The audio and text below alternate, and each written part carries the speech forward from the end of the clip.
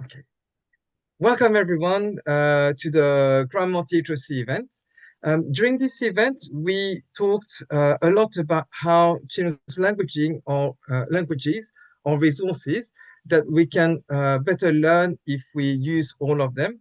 And in this session, we'll be talking with Dr. Koskina about how children can develop literacy skills in more than one language. So I'm especially happy to have Dr. Koskina with us because she's both a researcher and a teacher. So she has both a foot in the research, but also one in the practice side. So just to introduce her, she holds a PhD in literacy, learning and language, and her research interests encompass bilingual education, multi-literacies and multimodality, digital literacies, heritage language development, translanguaging, and supporting students with learning differences. Dr. Koskina has presented her research nationally at the American Education Research Association, the Literacy Research Association, the National Association for Bilingual Education, and more. She works as an adjunct professor at the Texas Women's University and the University of North Texas, and she's also a bilingual teacher. So welcome, Dr. Koskina. It's a real honor to have you with us and to be able to talk about this important topic that many multilingual families have questions about. Well, thank you very much for the introduction, and please just call me Germaine. So yes, as you mentioned, I wear many hats, and just briefly, my own experience that makes me a little bit more knowledgeable about this is that I was an exchange student in South America, immersed in Spanish, and then learning languages through college and living experiences, and then bringing up my own children bilingual, and then coming into the profession. So you asked the context of my school, you said? Yeah, yeah, if you could explain to start with, that would be great. Yes. So I work in a school as a two-way dual language teacher. And what we have, I'm in Texas, and we have a lot of immigrants with the Spanish speaking communities. And when there's enough, we create classes where they are together with the belief that they learn better when they learn in their primary language and then eventually add English on. And in my school, we have two tracks. We have what's called a one-way bilingual, where they are just surrounded with speakers of one heritage language, Spanish, and they are taught to read and write in their heritage language as we slowly add English throughout the years. And then mine is that we also use as a resource where we have heritage English speakers and heritage Spanish speakers together in a classroom. And I have a co-teacher, well, a partner teacher, I should say, where I teach in Spanish. So I teach Spanish language arts, reading and writing in Spanish, and science and social studies. And my partner teacher teaches English, language arts and writing, and math in English. And so the children spend half the day with me and half the day with her, and we just switch classes. So they're mixed, and so they get both language arts, and they use each other as a resource for language learning. Oh, okay. Just to clarify one point you mentioned, so those who are heritage Spanish speakers and so are just studying this, you said you start by teaching them to read in Spanish and then you include little by little English. Do you have a part that's just English as well, heritage language, that Do are they not learn mixed? English? It depends on the models, and I realize that in different schools it could be very different. Okay. And so it might be that they have a separate class where it is brought in, and that's the model that my school is going into, where we, even as heritage Spanish speakers in the class, they might have a time devoted to English language arts. Okay. Others might just embed it into their lessons while they're going, which I do a lot in my own teaching, is cross-linguistic transfer, where I make a point of making that connection between English language and the Spanish language, why we're teaching, because it's kind of relevant at the time. But I mean, Yeah. yes, a lot of times they will devote a little bit of time to that English language and Okay. increase it as they get older. Because when you're learning to read and write, sometimes it's like, it's hard enough to learn how to read in your native language before adding on to that. So, Yeah. Okay. So you start with the strongest language first, because I guess like they need to be able to speak and have enough vocabulary, and this is the starting point, and then you teach them to read. So depending on which language they are strongest in, they start by learning to read and write in that language. Is that correct? yes, yes, because imagine um, a language, if you don't know, if you come to Greece and I start making you learn how to read and write in Greek and you don't even know the language, you can't even match up the sounds to Yeah. understand the letters, and then the words that you're reading have no sense. So when, like the word mama, when they see it in their heritage language and they are matching those sounds with letters and everything, it just makes more sense. So they're going to acquire the skill of reading, because Yeah. speaking is naturally, that's our basis foundation for reading and writing, is based on our languages. So yes, the theory is, and research proves, that when you learn in your heritage language, you're going to get it faster, and then that knowledge transfers. And I saw that with my own children, who Yeah. I'm married to Greek, and I brought them up in Greece. And while I spoke and read to them in English all the time when they went to school, they learned how to read in Greek, which is even a different, the Greek alphabet as opposed to the Latin Yeah. alphabet. And then they took that skill and they just transferred the knowledge on their own to reading English. Now, saying that, I mean, Greek to them was also their primary language because we were Yeah. raised there. Um, so that they learned it, but they transferred that knowledge over because that was also their heritage language. So, Okay.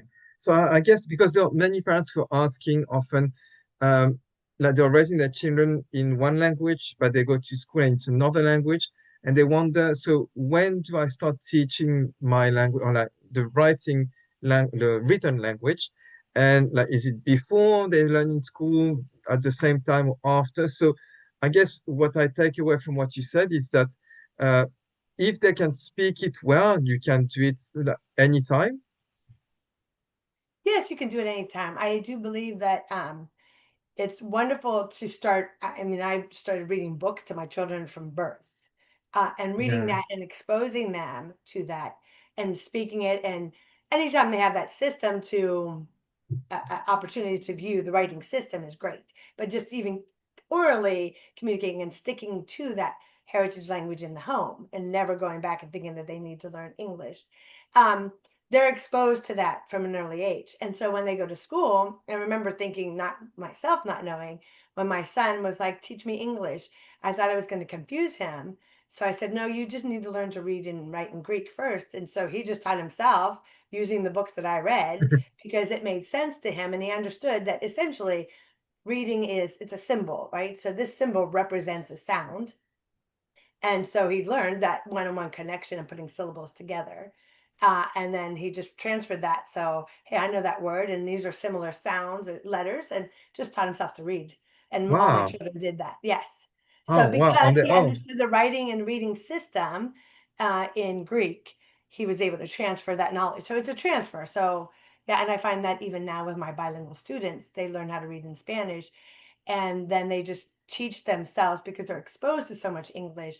They actually advance a lot faster than my English speakers learning Spanish, because Ah, their yeah. only exposure is in the classroom, Yeah. related to academic content, as opposed to their life experiences. So Yeah. it's a little bit slower.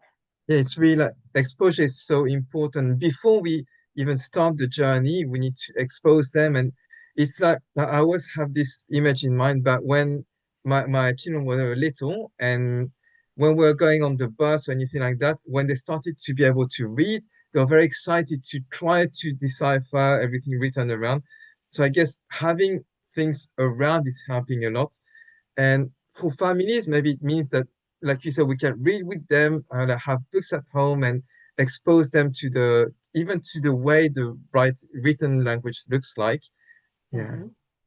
And also, I think, bilingual books.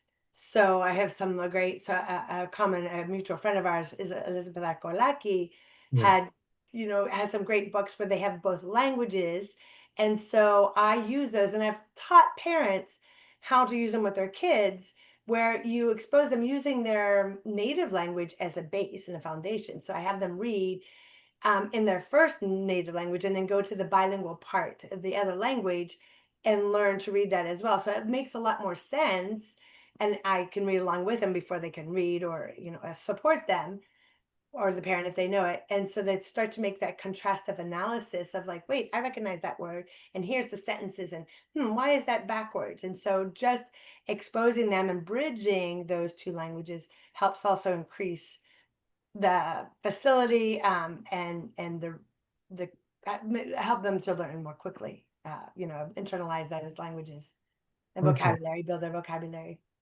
Okay. And so here we're talking about so becoming biliterate, and you mentioned that one language could like the skills they get in one language can be transferred to another one. So languages can help each other. And in your schools, you have different pathways, bilingual, monolingual. Uh, have you done any tracking of data to see if one model was preferable than the other? Well, there's been like one of the most famous studies is Thomas and Collier models, where they have done a long-term, um, um, like tracking them long term to see their outcomes. Because when you start, so we have different methods here in the United States where they're pulled out of a classroom and taught English language. So that means they're missing instruction, they're pulled out. Yeah. Um, and then you have a model where they get in, there's it sheltered instruction where we really make it comprehensible, but we're teaching to the majority language. And those are fine and they work. But then we have like, we want to hurry up early transition, late transition, and we want to give them their language and their heritage language, recognizing the importance of that. But we want to move them to English and stop, as opposed to this one way, which is all Spanish speakers or whatever. We have different models, Chinese in some parts, Vietnamese, Mm. depending on the community, which helps them, but they're still surrounded by their native language. And so they say when they have this two-way dual language, where we have heritage speakers of English and the other language, whatever it may be, it actually has even better effects. So they've tracked this long term, and they show that it's just exponential. And Just quick. however, what happens is in the beginning, it's a little scary because when I'm learning a little bit of this language, English, and I'm learning some of my other language, and it looks like I have just this much. You put Yeah. it together, it's a lot more. So it's slower to begin with. And this is a little bit panicky. My child doesn't know stuff. And here's where I'm going to go, just cut back a little bit to another point I wanted to make about what parents can do at home. So understanding what the child is learning in school, the parents are a resource. So science, we're talking in my classroom now about habitats and survival and the features of animals, that help them. So by parents going on and searching these academic videos for children in their heritage language and watching them with their children and discussing, Yeah. because we need to build that academic language so that they can feel confident not only to be able to speak their everyday language of, hi, how are you, I like this game, but they can also talk about academic stuff. So supporting them in the classroom, at home, with their heritage language resources really helps build up that bilingualism. Okay, thank you for mentioning this because although you teach in a school like where you can teach both languages to a child, it's not every family that lives close to that kind of school, and maybe even if they live close to, they might not be able to send their children there. So it's great you mentioned it can be done at home. And do you have any other tips you would like to share with parents of what they could do? So, for example, if it's a Spanish-speaking family living in the United States, but they are sending their children to normal English, like all in English school, what could they do at home to, at least in terms of literacy, could offer their children so they can benefit from what your students are benefiting? So I think the biggest thing is understanding the different domains. So it's the hardest thing to do is speak, right? So they can hear this, they can be absorbed or surrounded and immersed in that heritage language, which is important. So a lot of times they feel the push, well, we need to help you speak English so you learn more quickly at school. And some of your other speakers this weekend have talked about that. No, you need to stay in the heritage language. What starts to happen is it gets easier as they get more exposed to English and their siblings are, that they start to speak the national language, even to each other. But forcing that continuous, it's we call pushed output. You've got to force them to produce. So in the writing, okay, write in English first or your strongest language, but then produce in that target language that you want. Um, and that is and speak it. So sometimes we start to get into, it's easier for me to speak in English because that's what I hear all the time. But no, I'm going to force you to answer in Spanish or that target language. So, and then as I said, building up, reading those bilingual books. There's lots of bilingual books. You can find the different languages, and this is relevant all over the world where you translate the books. There's different books in different languages. So I have access to like the Greek with Spanish, or in my case, I'm using English to Spanish. And read those books to them so that they get access. They can, again, they might be learning English in school, but then you help support that literacy development at home with this, watching those videos, discussing with your children the content. So that's what you can do at home to build that up and get them to write and help them learn that writing system. It's work, and sometimes it's harder to teach your own children. They do better for teachers, but it can be done. And I think if you start early, it will build that habit and just part of your regular thing. But I think it's when you involve yourself with them instead of saying go do it on your own that becomes more fun. Ah, yeah, that's so important. It just it can be, I think it can be for everything because I remember my mom used to buy us, like my brother and me, lots of Legos because she thought it's good for the brain, etc. But it was always, okay, I bought you this, you can play with it, and but because we were little, we couldn't build like complex things, etc. So it wasn't that fun. And I think because like I think, like for example, with my sons, I played with them, and I saw that by playing with them, I was able to help them play. So they were at that level, but I could do things at that level, which made things more interesting. And then they goes up like this. And I think it's the same for reading and writing. If you are involved with your children, first it's more fun for them because you're here with them, but also they can learn better because you can stretch them by pushing the bar a little higher each time. Mhm. And make it fun, interacting. Like I've seen you've done some games that you've created with your kids to help them do that, and providing sentence stems to help them. Like they might do one or two answers and push it up. So we start with a yes and no questions, and then giving them, is that a cat or a dog? And they say cat. So you push that Mm, bar up further and further. You get them to feel more confident and never make fun of them and support them. And we don't give this, no, you didn't say that right, but we just model the correct way, just like we do in English language or in our native language when we're teaching our children to read. I'm sorry. When we teach our children to speak, we're not really teaching them, right? They're learning it by being immersed into it. So every time we model what we think they want. Like the baby says, "Wah wah." Oh, you want water, and they hear that. When you didn't say that right, I'm not giving it to you until you say it correctly. It's not the way we do it. And even if we did, they'd still say "wah wah wah wah" until they just automatically, it's naturally trial and error, figure out the proper yeah, way of communicating. So it comes with time, but we help model it in the correct form without corrective because you're going to shut down if somebody keeps correcting every sentence you say. yeah. So um, I think that's a very like powerful lesson we need to keep in mind is, yeah, although you said we need to ensure that they reply back in Spanish or whatever language it is, it's not just telling them say it in Spanish, but model how to say it. So, like you said, we can say, is it a, do you want to go and see the dog or the cat, or like giving options so they can just repeat the words that they've just heard and they can make their own choices. Because if you say, what do you want to go and see, and they don't know the word for cats, then they can't say it.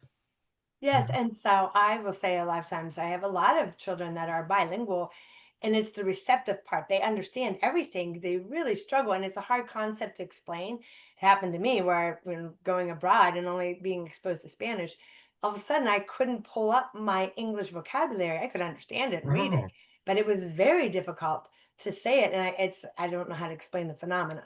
So I have children who also have been doing that. They're just so used to answering in Spanish and their parents understand them. I mean, sorry, in English. And so there, I said, okay, let's use your strong language as a resource. Say it first, what you want to say, and then let's work on it together. I mean, this is, you can't do entire conversations, but helping them. So say what you can in Spanish, and then those words you can't, go ahead and say them in English, and then I'll help you. And then a lot of times they'll go back and say that. So, but if you're saying nope, only in Spanish, only produce in the target language, then we're paralyzing them, and we're making the goal to the bar, setting the bar too high, and it becomes, I can't reach it. It's just easier for me to do this. So feeling that they are um, competent and capable of doing it, and we Yeah, can use scaffolds to get them there, they'll feel better and better. And writing is one of the ways of doing it, but we have more time to think about what we want to produce when we're writing, right? But speaking, you have to do it right on the spot. So it's a challenge, yeah, recognizing that. And people do forget how to produce in that language. And some people are like, oh, stop it. Why are you doing that? Well, it's not fake. It really is a phenomenon. And if we just need to help get them past it, and it practices like a muscle. You don't use it, it kind of becomes, yeah, weak. yeah. And so another thing that I wanted to touch on. So right now you explained that what's important is to develop the vocabulary, so speaking skills, so they can express themselves, and then they'll be able to read and write, etc. Now when we come to reading, so I'm going to take again this example of a Spanish-speaking family living in the United States. If they are not teachers, they might be a bit like scared of how they're going to teach their children. So, and you mentioned earlier there was some transfer skills. So, are there some things you think they can do with their children, and things they can just leave the school for the school to do, because then they will be able to transfer the skills. So, what can parents do? What should they leave to the school? I mean, always supporting the school, what they do in the school, but leaving the school, I mean, I don't think I would say there's anything just to leave to the school. You can trust the school to do it, but you really need to focus on that, continuing that heritage language at home. So one thing that happens, that I see, is that kids, as they get older, sometimes they might feel that national language has been held off to them. So I've been teaching them Spanish from an early age, and they want to learn how to read in English. And so when they get a chance, they're like, oh, finally I get to learn. You've been withholding it from me. Now I get to do that. And so then they only want to read in English. So we've got to push that.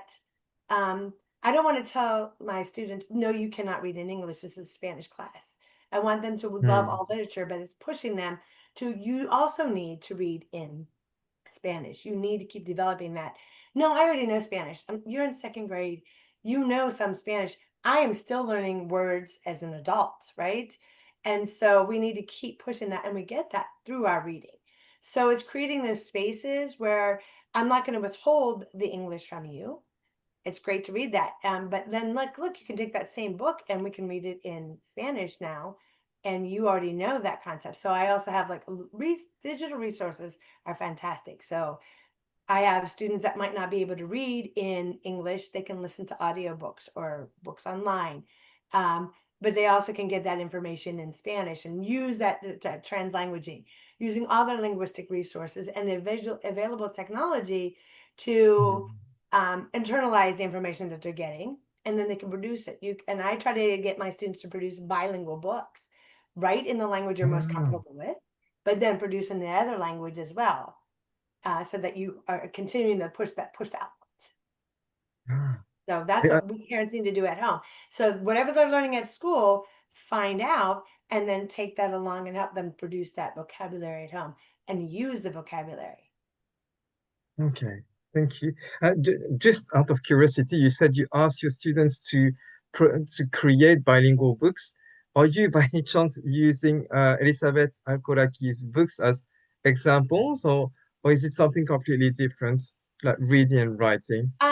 Well, so I use those as examples, is that's my first thing, is look at the book that she has. And of course she has wonderful books where they have activities to do with them that I've been like, Mm, okay, we're reading this book and then we're going to follow the links of what and learning with the books. But just as an example, write both languages. They can be the same. I also find that my children use their lived experiences. So I've had students where they are writing about their lived experiences, but when they're talking to their mother, they'll write the conversation in Spanish. But when they're talking with their siblings, they'll write that conversation in English. So sometimes Hmm. it's just like a translanguage book. Sometimes it's copies of, here's my Spanish side, there's my English side. So, and I have students that are just Yeah. learning, especially those who are not as, they don't have the exposure to Spanish to be at that level. So I said, start with one word. You know the word for cat in Spanish, gato. So write, oh, my gato did something. So whatever level they can do. But yes, those were um, great examples of just using bilingual books. And I said, one parent was like, well, I don't know how to use this. What do you do? I'm not just reading that. And it took me a while to understand how to use those books. But I just used their, let's just look at this contrastive analysis. Let's point out what we do know, what we don't know. Let's look at how this is backwards, like what we would call backwards in Spanish. The adjective comes after the noun, and in English it comes before. So just all those things is like, and noticing those. So And just for to let everybody know, so we are mentioning Elisavet Arkolaki's books. I interviewed her 2 years ago, and you have all the, so you have the link to the video, but also links to her books in the program, in the section for the authors I interviewed before. So if you want to have a look at her books, she has translated her books in more than 50 languages. So I'm sure you find a book, a version in English and your language, hopefully. yeah, I think that has been one of the biggest things because, I'm speaking in an American context where we have bilingual schools, but I've also presented in Europe, and this is with immigrants coming into schools. You can use that as a resource because she has them in all the different languages and getting them Mm. continues to get them. So it doesn't just mean like it's all just English and Spanish, but just all the different languages. So, and I hopefully she does more and others follow her lead because I think they're invaluable Yeah. as a resource for beginning that literacy step, even if you're just supporting them or reading it online so they can listen to them. So yeah. Yeah. We have a question from Franklin, who has been attending most of the sessions. So hello again, Franklin. He's asking, do you recommend using music or songs to improve reading as well? I have used some songs in Spanish to motivate my daughter to read in Spanish. Oh, yes, definitely. So, one of my many hats is that I was also a second language acquisition teacher, teaching many different languages. But when I first came back from Greece to the United States, it was in the elementary. And I find even out of elementary, kids love the song. So, depending on it, there's a lot of musicals and songs and videos. And I find that if I sing them, it's okay. But when they see it on a video, they love it even more. So, some are geared specifically to, here's the parts of the body we're going to make a fun song about, Yeah. putting the sticks in there and doing the motion. So using the whole body kind of stick kinesthetically helps reinforce that. And then I noticed that teenagers love to hear more rock and contemporary music with the lyrics and learning those. So they're much more motivated to do that. So definitely music is a great way. And so one of my main features in my pedagogy is this multimodality. So the more ways that you can get something through reading, listening, seeing. So when I'm trying to help students understand difficult concepts, when they can have a video, one was the of orbiting, and he couldn't understand the word orbit, which in this is a cognate. So just looking up the definition didn't help him. He couldn't understand it. So found a video where he saw the orbiting. He was able to read it and hear it, all that. So anything with multiple modes of receiving it is great help. And then we can also use those modes for producing as well. So I've used something called Book Creator where the children can record their voices. So maybe they can't write in that language, but they can speak it. So they can write in the language. And then I encourage them to say what they can in that language. And so again, that's a way of producing where they don't have to wait for all the modes. Like I can't speak it until I can write it, etc. So It's an Is it an app called Book Creator? Yeah, it's another wonderful thing. It's like you can get it for free, or it's very inexpensive for like 40 books, and then but I use it with my classes all the time. So it's writing, it has all the different languages. They can also record their voices in the different languages, which, I could do it in Greek and it will write in Greek for me. Now, of course, we have to teach Oh, the children how to, but they could just record their voice. So it's speech to text, but also recording their voices and adding things. And so it just offers so many different modes that I yeah. find supports the language acquisition. So the kids want to be able to speak, but so even Chinese, for example, or Japanese with the different writing systems, what is it, Yeah. logo, whatever. Hiragana, katakana, and Yeah, the kanji. character system. So they might not be able to use that, but they can speak it. So here they are writing in their thing, but then they're getting them to do that output in it before they can get to that. So it's all the different ways that they can encourage them to produce language in whatever form they can. And we scaffold that and we start from there. Because I mean, it gets them creative and they want to create a story. And at first, so not being able to write doesn't is not a barrier anymore because they can record their voices. Ah, And what is really nice about that particular one is that they can then link, so I use a lot of technology in my classroom, and it's not people have negative connotations, but they think it's just playing games, but producing, using technology to produce. So they write their books and they can really edit it as opposed to writing on hand, um, get their information from different things, and then they can get a link to that book and share it to real audiences. They can send it to their aunt or their grandmother, friends in other ah, countries. And so all of a sudden it's becomes so ultimately we want authentic writing experiences and reading experiences. We're not yeah. just giving them a book that is just geared towards that second language to learn it and they're reading this conversation like we're in a coffee shop and they're really reading things that they enjoy. So I use another thing called Epic where it's free to teachers and kids have access to it during the day. There's some different languages, French, Chinese, Spanish, and English, as far as I know. But then there's audiobooks. So they're able to read those books and they can get information on different subjects and listen Mm, to them and read them. As I said, especially if they can't access the reading part, they can listen to those books, get information, and then use that to create their own. So we're synthesizing the information that we're learning. So school is for me, I might teach a certain subject, but I'm teaching them how to learn, how to gather information, and how to synthesize the information and produce what you've learned in a finished product.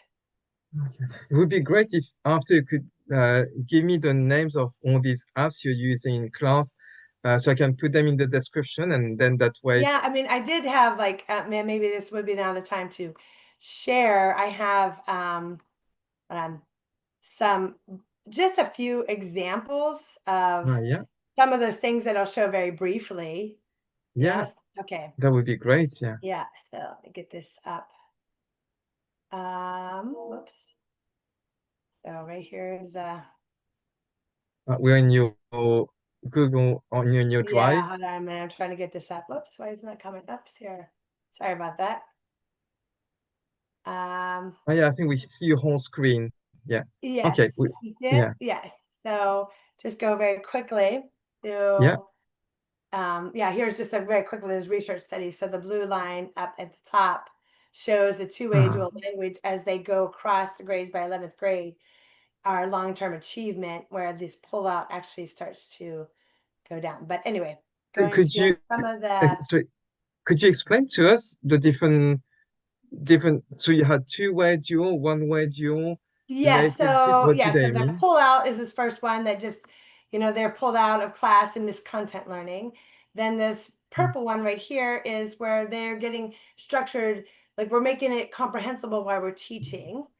And okay. then blue line is they get to learn how to this early exit transitional. They get reading and writing in their initial years in their heritage language, but we transfer them out and over to English as fast as we can by like second grade, third grade. The yellow Okay. line is late exit, so maybe fifth grade, fourth, fifth, sixth grade. Then we just go straight to English. Um, And then one-way dual, for as long as we can, they're within a mixed class, a classroom of all heritage language speakers, of like Spanish speakers, for example, and we're scaffolding the English throughout their learning, but we stay and we continue to teach them in their heritage language and the their English language and their heritage language.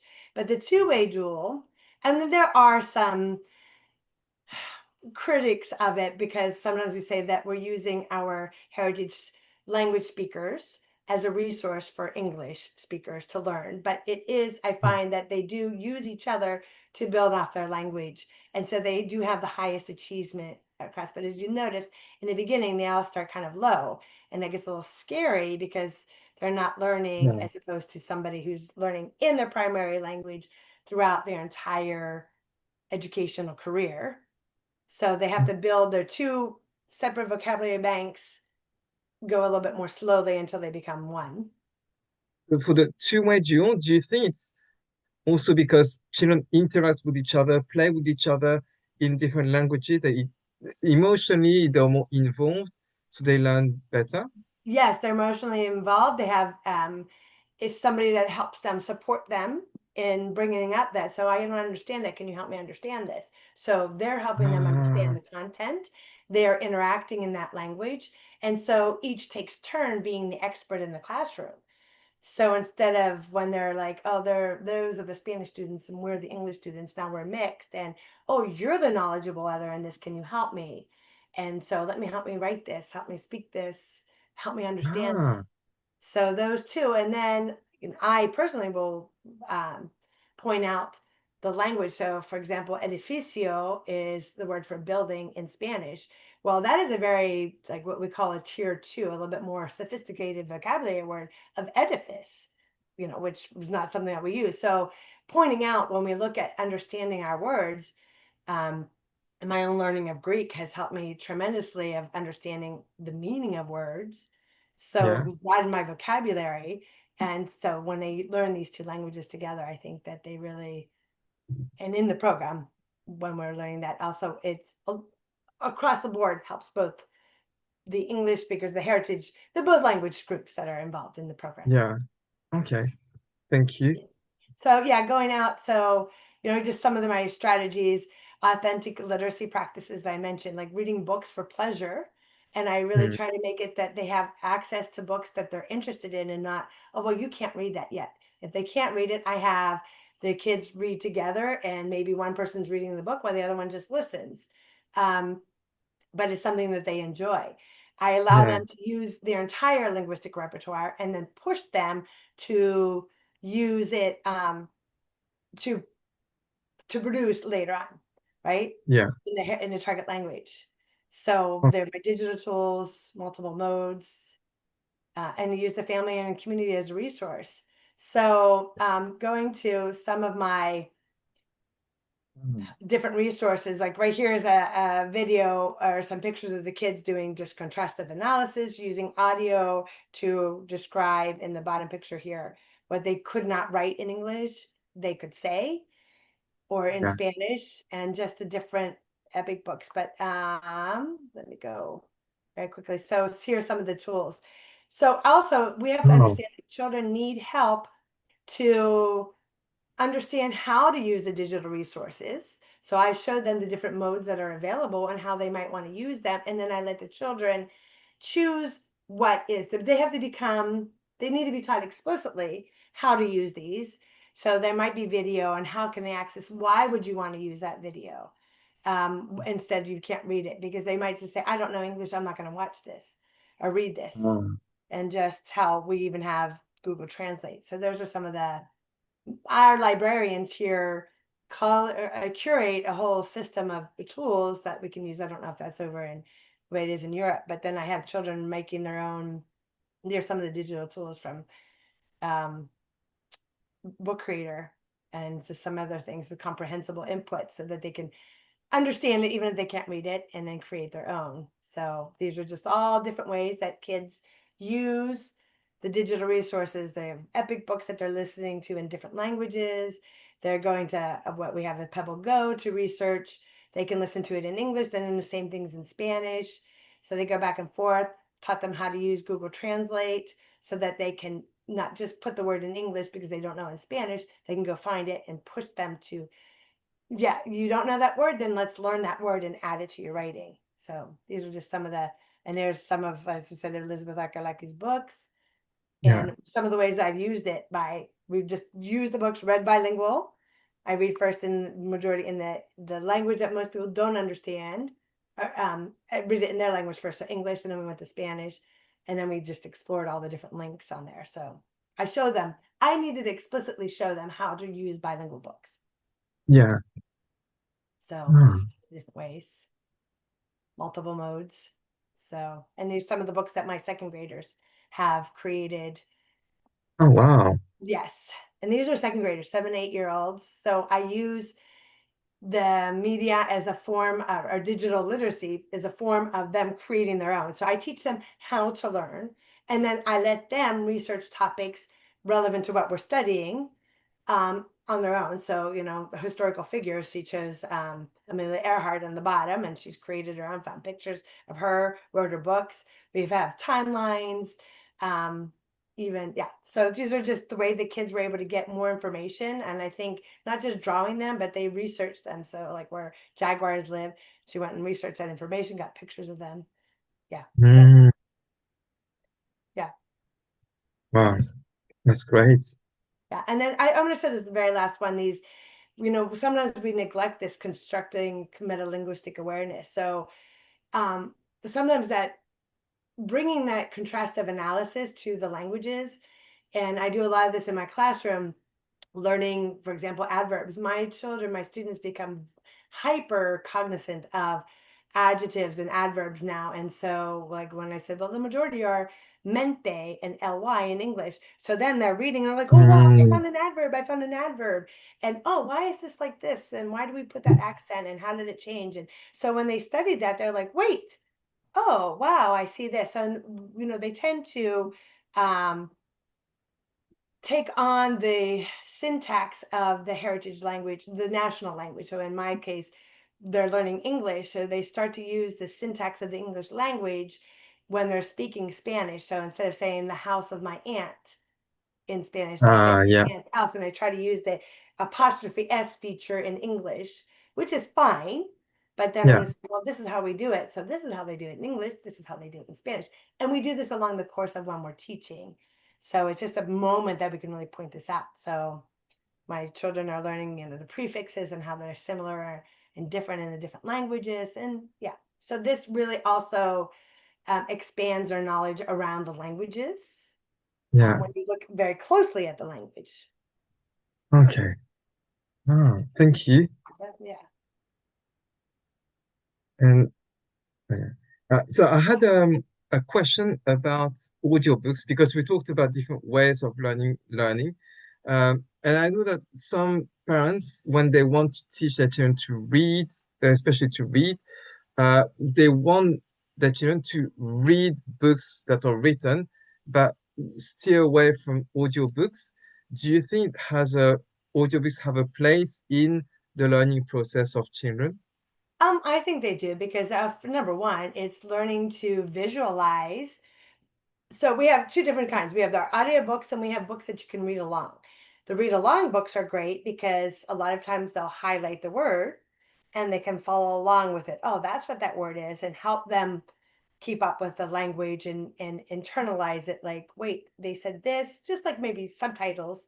I use subtitles on videos when I'm watching that. So that's sort of Yeah. like that. But the audio without it can still have them, they're not distracted anything. Close your eyes and just enter into the story and listen to the way the language is spoken. Because when you're learning a language, sometimes you can't maybe read out the words or Hmm. understand it. Like I can't read at that level. I might not have the correct pronunciation or whatever might be the barrier. So Yeah. by listening to them, it creates it. You allow your mind to go in the imagination, and we're not relying on all these pictures, your own. Yeah. So just like a read aloud, right? When teachers read aloud to their students, or parents read to their children, they enjoy that. So an audiobook is just another tool to use, is another form of that. Okay. And we can Thank you. access it when that, anywhere. Thank you. Yeah.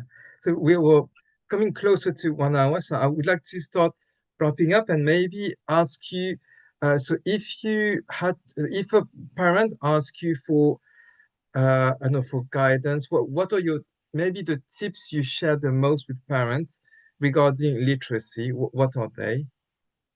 So number one, read from as early as you can.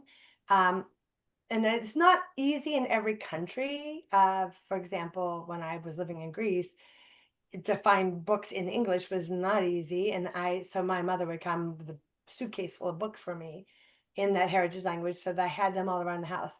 And I had the books lying around where my children would just pick up the books, because I also limited television. But having television, trying to find times where they can, with our technology now, getting that in that heritage language so that they're exposed. Because, when you live in a country, you start getting just television shows that are with the local language, right? Yeah, So trying to find ways that they can continue to expose them to that heritage language so that they are exposed to the vocabulary, because it's when they start, like, I don't know what that word means, then it gets harder. So, yeah, as opposed to being exposed. So really building up that vocabulary, curating things, trying to get them. There's lots of YouTube videos of um, different forms. Kids love watching that. So find them in your heritage language and watch them together and discuss them and encourage those discussions. So it's just lots of ways that we can do it, but we have to be intentional. Obviously, the earlier you start, but it's never too late. But just, yeah. any way you can do that and really try to push them, that pushed output is Okay. important, to get them to reduce, not just receive, but produce. Yeah. And like you mentioned before, it's not forcing them in saying you need to do it, but modeling and encouraging them, being supportive in that way. Yes, it's just trying to make it fun. Obviously, when you make it and like, you have to do this and you can't have that, and but when you become involved with them, kids like much more, like um reading books to them. When you take that time to read a book to them, they're going to enjoy it, as opposed to say, you go read that book, right? Yeah, So you become involved, you value it. That's showing them that you value it as well. And trying to get more authentic experiences, if you can get relatives or other people where they can communicate. And that's one of the reasons I started speaking English to my children when I was in Greece, is because I was ready to fall for oh, we're here in Greece, I'll speak to them in Greek. And my mother said, well, they're not going to be able to communicate with me. It's like, oh, you're right. So I decided, okay, it's English here and at home. And then I cultivated that. And so when we did have to come back to the United States, my children just, like, they did not have to go into any English as a second language classes, because they were able to read and write in English, just because I had kept it up at home. okay. Thank you very much. And one last thing I wanted to ask you is, so you're biliterate. I think you grew up monolingual, then you learned other languages later on. You are also a teacher, so teaching children to become biliterate. Uh, is there any maybe last maybe an anecdote or something to encourage parents who are maybe at the start of the journey with their children, thinking, is it really worth it? Because it's not easy to raise multi-literate children. So maybe an anecdote or something you would like to share so that parents are encouraged to to go on the journey with their children. So it can be as a mom or as a teacher or just you as personally with your experience. Yeah, oh gosh, there's so many anecdotes that go through my mind. I guess just to say, I find that children, when they're very young, can't understand the value of speaking another language, because they're just like, I mean, they're not quite understanding what this language thing is. So they come into school and they're like, you're making me learn something I don't understand. And it isn't until they get older that they realize it's because of my bilingual experiences that I've gotten jobs that I've have because of building that um and those authentic experiences. So I mean, my own experience, just of not being able to speak English, even though I grew up speaking that 16 years of my life, and then all of a sudden being over in another country and going, why can't I speak this? So that experience is, and I will reiterate this, do not assume or think that your child is faking it or that you're angry that they cannot produce. We want to support them. And it really is legitimate. And they're going to pick up the accents of the people around them as opposed to yours. So they're not faking these accents. So these are some of the experiences I've seen, and being critiqued, and people shut down. So we just want to make it a pleasant experience. Saying that my two youngest have not really learned Greek, because when we came here, all of a sudden it was hard for me. I could not change the language, and all of a sudden want me to speak a different language to them, and then just having my husband here was just not enough to really produce as much. So sometimes, do as I say, not as I do. So learning those techniques, just really value that heritage language, make it as rich as a home environment as you can, finding all opportunities to do that and support that growth. That's my big advice. Thank you very Lots of much. resources in this 21st century with technology. I didn't have this when I first went abroad. I had just a little dictionary, speaking the infinitive, looking up word by word. And now we have so many digital tools that don't, and a lot of people are against technology, but it really is a resource that, Yeah. and we're making our children global citizens. We're raising them to be that. And so everybody has a telephone, almost in every country. You don't necessarily need a laptop to do it, but even within that, Yeah. resources. Okay. Thank you very much for these wise words. So we are coming. So we're going to finish this interview where with you we're talking about our little ones. So learning to read and write in different languages. Uh, but after, so in about 20 minutes, we're going to be with Dr. Ute Limacher-Hebert, and with whom we're going to talk about teenagers. So how do we maintain? How do you help them maintain and develop their literacy skills? So it's going to be in about 20 minutes. I'll let you all get a cup of coffee or something, and I'll meet you there.